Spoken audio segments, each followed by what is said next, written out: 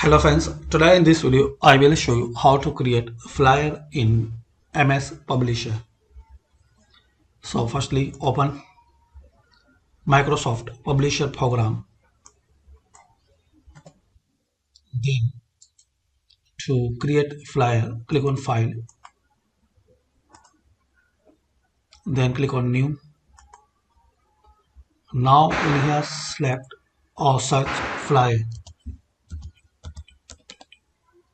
press enter. Now select any flyer which you like and which you need. There are some ready design.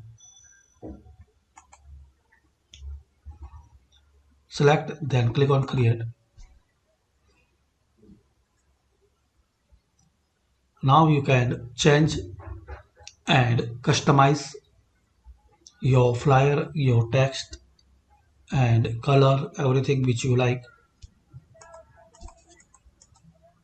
So guys, it's easy and quick way to create a flyer using this Microsoft Publisher.